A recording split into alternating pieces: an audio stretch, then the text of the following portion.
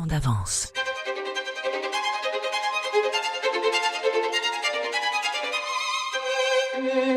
Le podcast des entreprises en mouvement.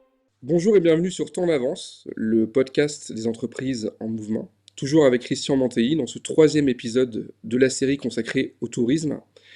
Cette fois-ci, nous allons aborder le tourisme sous un angle encore différent. Pandémie mondiale, conflits armés, tensions énergétiques, cyberattaques, dérèglement climatique. Le tourisme est aujourd'hui exposé à l'ensemble des risques systémiques qui traversent nos sociétés. Longtemps pensé comme un secteur fluide, adaptable par nature, il apparaît désormais comme un système critique, dépendant des chaînes logistiques, numériques et sécuritaires complexes. La question n'est donc plus seulement celle de l'attractivité, mais celle de la résilience. Bonjour Christian Mantéi. Bonjour Ilan. En tant que président d'Atout France, vous êtes confronté en permanence aux chocs, aux vulnérabilités et aux recompositions du tourisme mondial. La question qui nous guide aujourd'hui est la suivante. Comment préparer une destination comme la France à l'incertitude durable ? Je commence tout de suite avec un épisode qu'on a tous connu, la pandémie, qui a été un test de résistance, j'allais dire, inédit. Quelle faille du modèle français a-t-elle révélé et quelle force elle a confirmée ? Alors j'ai commencé par les forces, si vous voulez bien. L'État a soutenu le secteur très très fortement, hein.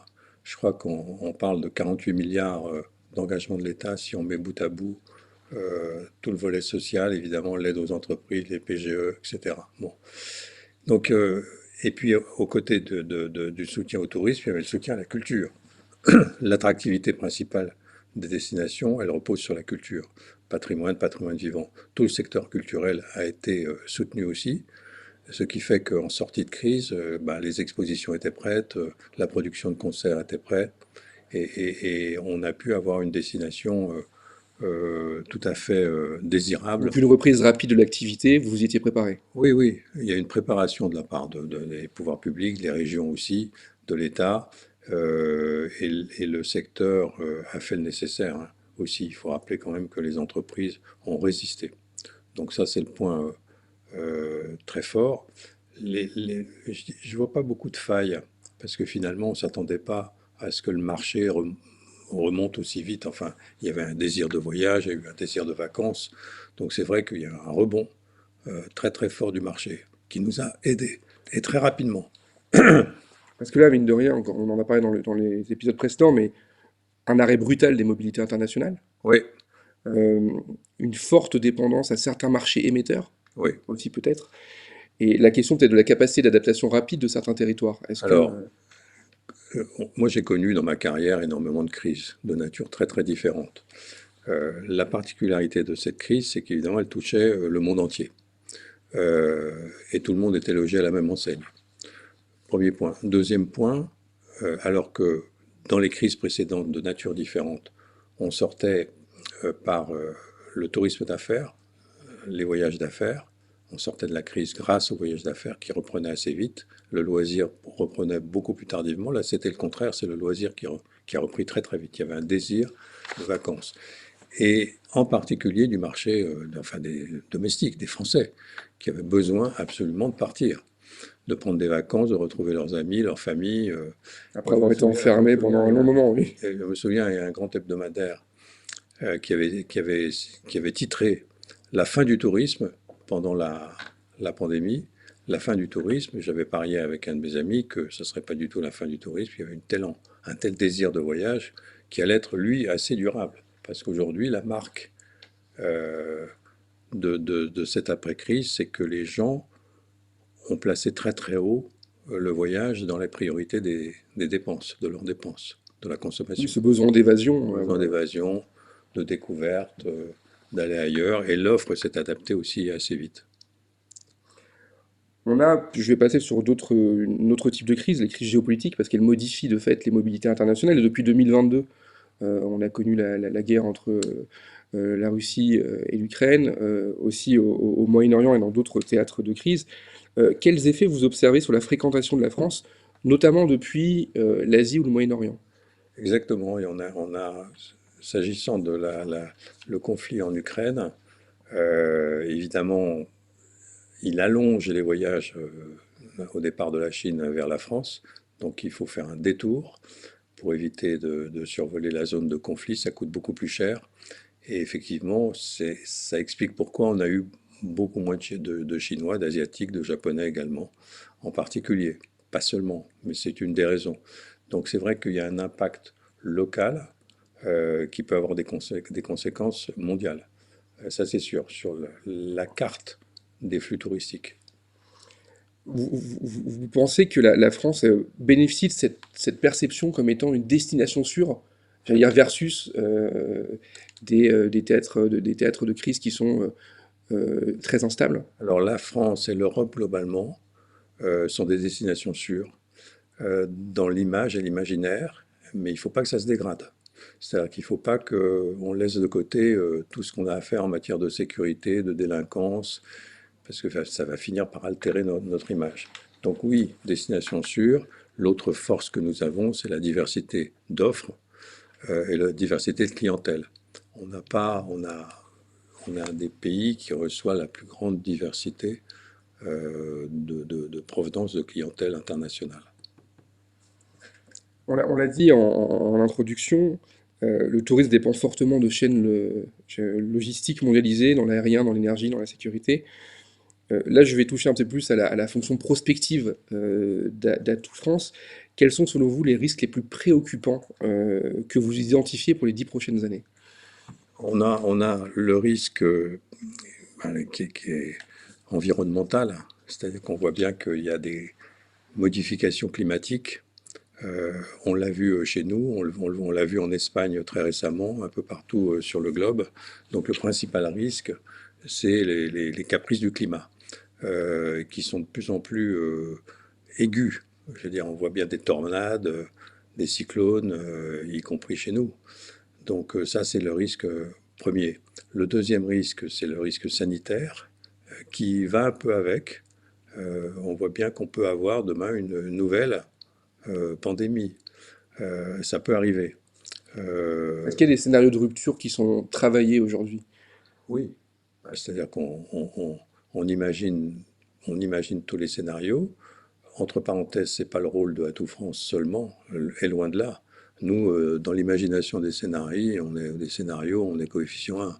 Oui, c'est la question que je me posais. C'est ce qu'aujourd'hui, Après, dans les politiques de sécurité nationale, est-ce que le tourisme est suffisamment intégré? oui, de mon point de vue, oui, parce que la fréquentation, déjà, c'est une réalité, la fréquentation internationale, elle est prise en compte par le ministère de l'Intérieur et d'autres ministères, bien entendu, parce qu'il faut pouvoir s'adapter à toutes les situations, que ce soit à Paris ou dans les autres villes, en région ou même à la campagne, en espace rural. Donc de toute façon, on est déjà habitué à intégrer le tourisme et ses conséquences. On voit bien qu'il faut protéger les touristes aussi. Il faut bien les comprendre. Ils ont des habitudes très différentes selon qu'ils sont chinois ou américains ou italiens. Donc il faut s'adapter. Donc on a des formats, on a déjà une empreinte et on est prêt à globalement à imaginer d'autres scénarios de crise qui peuvent être complexes à gérer, hein, ça c'est sûr. On a quand même eu une, une très très belle réussite des Jeux Olympiques, où l'aspect sécurité a été magnifiquement géré, et l'ensemble des médias internationaux l'ont dit. Donc ça nous aide beaucoup en termes d'image et en termes de savoir-faire. C'est une répétition en vraie grandeur, quoi, de ce qu'il faut faire, comment le faire, isoler des quartiers, gérer des flux, sécuriser. Franchement, quand on a pris la décision de faire la cérémonie d'ouverture sur la scène, c'était pas évident. On s'est dit, on va avoir un problème. On n'a pas eu de problème. Donc, C'est un vrai défi. c'était un vrai défi et tout a été pris en compte. Euh, je me souviens, les drones, la question des drones a été posée et ça a été magnifiquement géré parce qu'il n'y a pas eu un seul drone qui a pu approcher. Alors, je reviens sur un élément dont on a parlé dans un épisode précédent, notamment de la digitalisation accélérée du parcours client. Ça pose une question sur le risque aussi, puisque plusieurs grands acteurs touristiques ont été victimes de cyberattaques. Euh, Est-ce que le secteur est suffisamment préparé à la montée du risque cyber?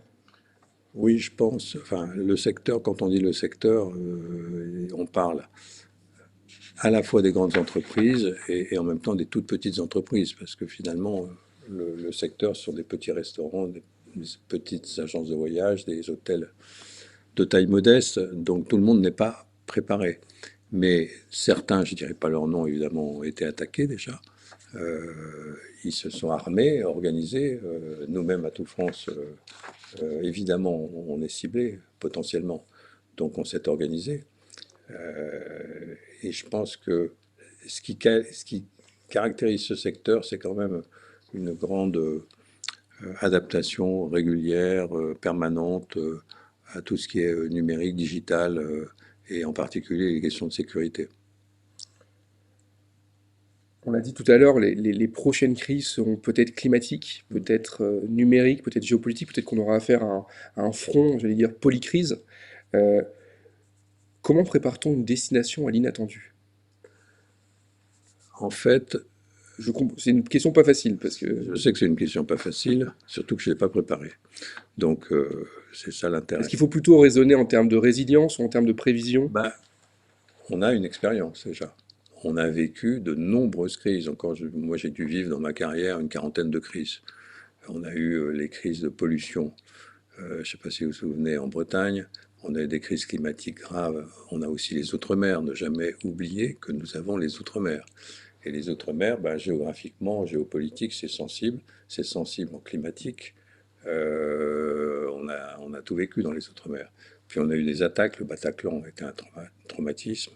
Il a fallu se relever très très vite. Donc finalement, et puis la pandémie.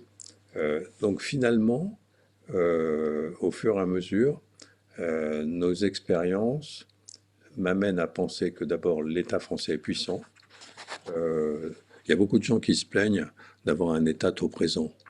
Oui, je comprends. Quelquefois, il faut simplifier. Mais cet État, c'est un concentré d'État sur un relativement petit pays. Mais quelquefois, c'est très utile.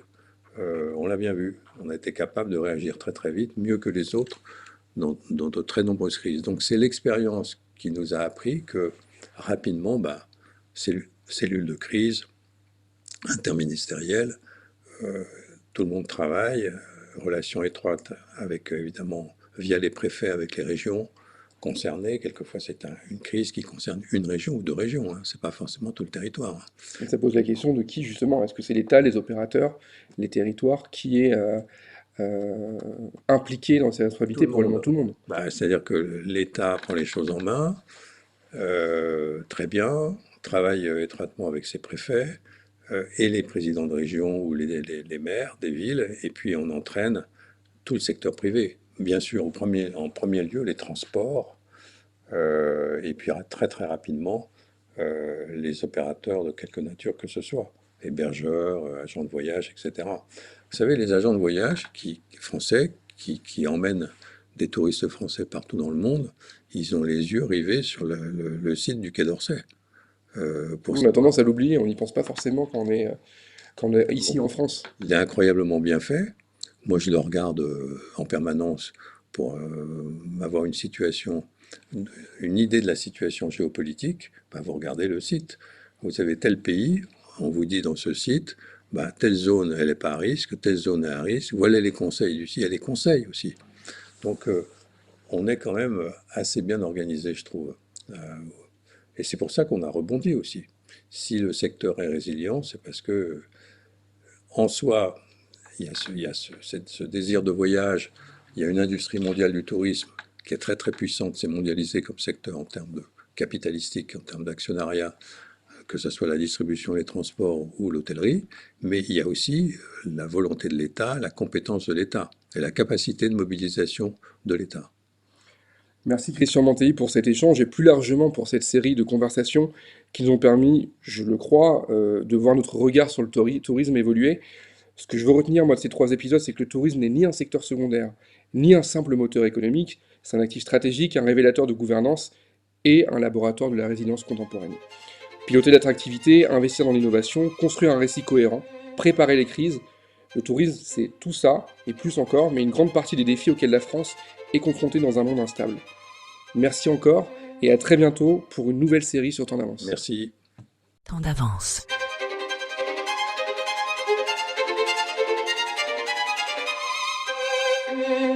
Le podcast des entreprises en mouvement.